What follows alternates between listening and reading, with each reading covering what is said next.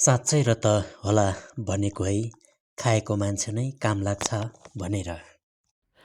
Welcome to my channel. Please share, like and comments on my videos. Thank you. बेलुकीको खाना खाने बेला भयो। Restaurant छिरे, menu हेरे, अक्षर चिने तर खान चिनिन। खाना टेबलमा आइसकेपछि पो थाहा पाएँ कि मैले त पोर्क बार्बक्यू पो अर्डर गरी पठाएछु। हेर्दैखेरि खाउँ खाउँ लाग्ने स्वादिष्ट। सुरु गरिहाले, नेपाली हो हातैले दिन थाले। खानासँगै मैले कोक पनि अर्डर गरेँ, तर मासुसँग कोक पिउन स्वास्थ्यको लागि कति जायज छ त्यो भने मैले हेक्क नै गर्न जानिन।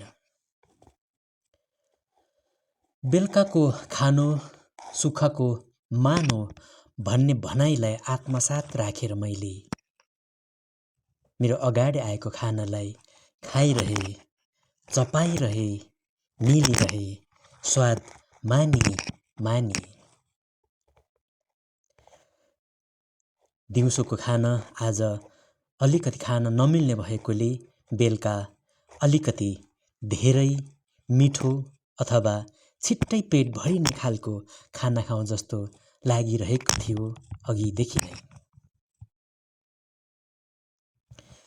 यसरी खाना खाइरहँदा कतैबाट कसैले चिहाइरहेका छन् कि, हेरिरहेका छन् कि, मलाई गिज्जाइरहेका छन् कि जस्तो कुराहरू मनमा खेल्थ्यो, महसुस हुन्थ्यो र अप्ठ्यारो भान भइरहेको थियो।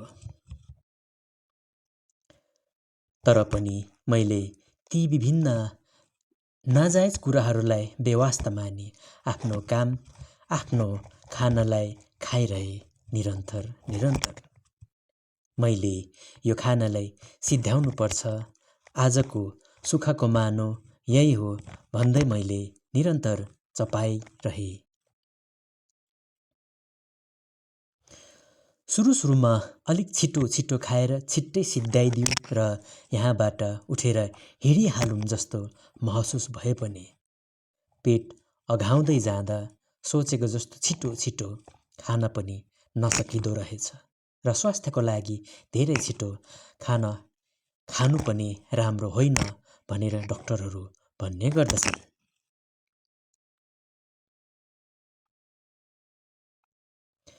हेर्दाखेरि ठुलो देखिए तापनि यो पोर्क बार्बक्यूमा आधा भाग जति चाहिँ फाल्नुपर्ने हुँदो रहेछ हड्डी र लगभग आधा मात्रै खानुपर्ने हुँदो रहेछ।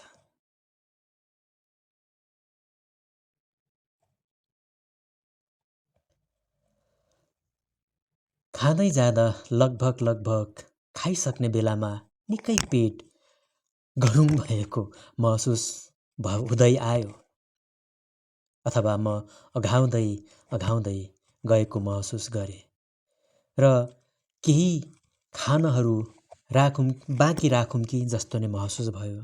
तर नेपाली हो नि, पेट मिलाई पेटभित्र खाँदी च्यापचुप कतै मिलाई भए पनि सबै खाइसक्नुपर्छ जस्तो लागेर र अन्तिममा बाँकी रहेको यति मात्रै हो। यो भिडियो यहाँसम्म हेरेर मलाई साथ दिनुभएकोमा तपाईहरू सम्पूर्णलाई अन्तरात्मादेखि नै धेरै धन्यवाद दिन चाहन्छु। हस्त नमस्कार।